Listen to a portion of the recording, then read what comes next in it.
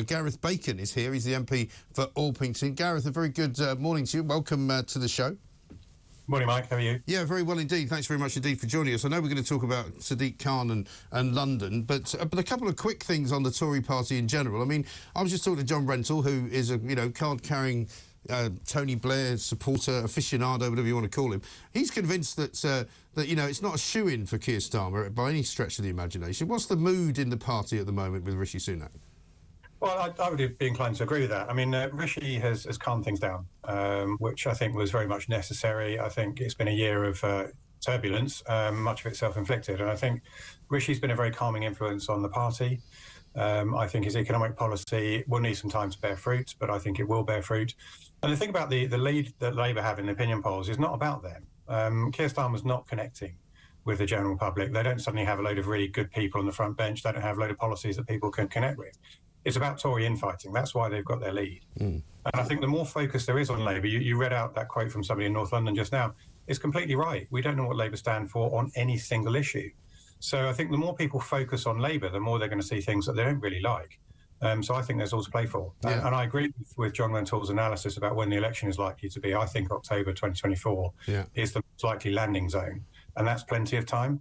I mean, if you go back 20 months from where we are today and think about what was going on in the world at that time, it seems like a very long time ago. So 20 months forward, a lot can happen in that time. So I think it's all to play for. Well, that's right. And also, the strikes, I don't think are having as much of an effect as the striking workers would like them to have.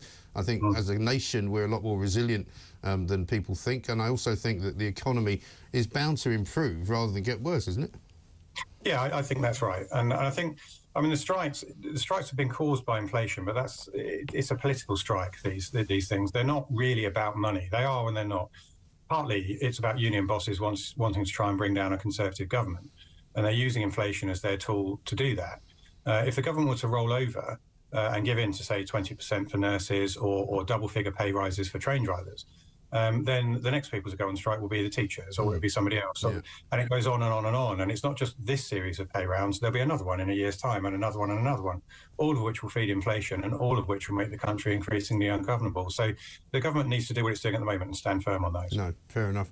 Just a bit of breaking news for everybody. A third man has been arrested on suspicion of the murder of footballer Cody Fisher, who was stabbed to death in a Birmingham nightclub on Boxing Day. That's a statement from West Midlands Police. We'll bring you more on that as we can. A third man arrested on suspicion of the murder of Cody Fisher on Boxing Day. Gareth, let's talk a bit about Sadiq Khan. He's obviously a man who had at one time very much ambitions to be the next leader of the Labour Party. He's now said that he wants to run for a third term as Mayor of London, which horrifies me, and I'm sure horrifies an awful lot of people listening to this show. Because he is determined, isn't he, to put more taxes on drivers, to make it more expensive for people who work using a vehicle, and to make life literally very unpleasant for people. Yes, he is. I mean, the ultra-low emission zone extension is an appalling proposal. Because, of course, it won't just hit outer London, it will hit people that live outside London just as hard. So there was a debate in Westminster Hall last week called by my colleague Gary Johnson, who's the MP for Dartford. And he made the point that Greater London's boundary is not a straight line, it's jagged. Right. So somebody living in his constituency could be driving a short distance, 2-3 miles, in a straight line, starting outside the zone, accidentally cross over inside the zone, and end up at their destination outside the zone without realising they crossed the boundary. Right. They could get hit by a £180 fine for that. And if they're doing it on the way back again, perhaps another day or whatever, they could get hit again. So the lady that cuts my hair gave me an example of one of her friends who had to go and visit her sick mother in Queen Elizabeth Hospital in Woolwich. Right. This is inside the existing ultra-low emission zone. And she lives in Kent, and she didn't know the ULEZ was there, drove in twice, I think, in a week, ended up with a fine of more than £300. This is going to be happening more and more and more.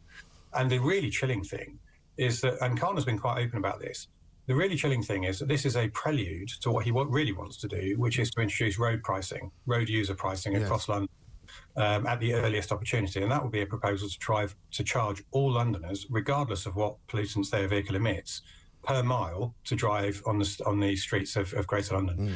That is borderline Stalinist in its approach, in terms of the state controlling your every movement, and I think that's horrifying. Yes, because basically they would charge you per mile, presumably, like so however much you travelled, you would pay more. Yeah, exactly right.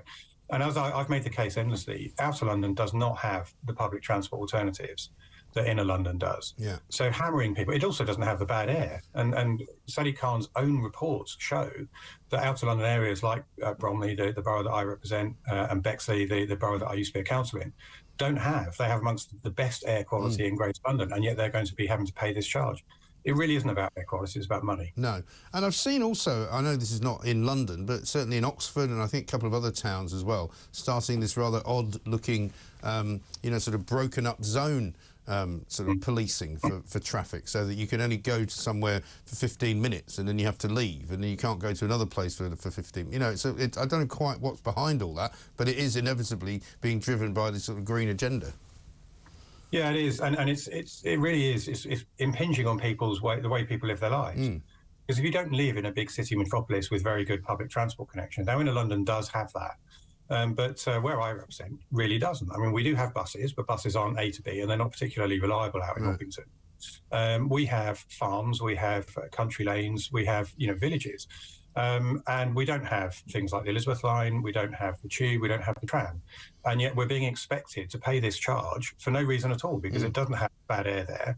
And Sadiq Khan's own impact assessment shows that the ultra-low emission zone being extended to Greater London boundary will have absolutely no impact on air quality at all. No. He uses words like moderate to negligible in his own report. Right. So, why on earth is he doing this if it's not just about money?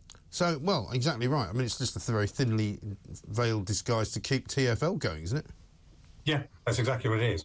And the amounts of money that he can raise are eye-watering. It's estimated up to £2.5 million per day will be raised just in the charge.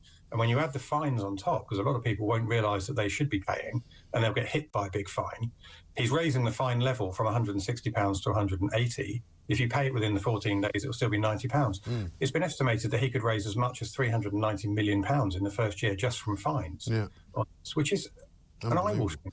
Yeah, that really is incredible. And I mean, isn't the answer then to make sure the Tory party puts up a candidate that can beat him at the next election? Yes, I mean, ideally, getting Sadiq Khan out of City Hall would be a very desirable thing to do, but it's not an easy thing to do. And if you look at the electoral demographics in London, even in 2019, which was a great year for the Conservative Party nationally in terms of making gains all over the country. I mean, Tony Blair's old seat now has a Conservative MP in it, for example. Yeah. In London, the dial didn't move an inch. The Labour Party have in excess of 40 seats in London out of the 72. We only have 21. So when you look at the London Council balance, Labour are heavily dominant in London.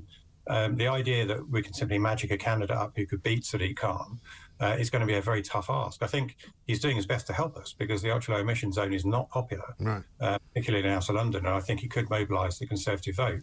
But yes, I mean, let's find a candidate who can beat him. That's the ideal solution. Yes, because actually, Sean Bailey came a lot closer, I think, than a lot of people figured that he would in the last election. So maybe with a bit more backing from Downing Street or from, Conservative sort of central office, it could happen.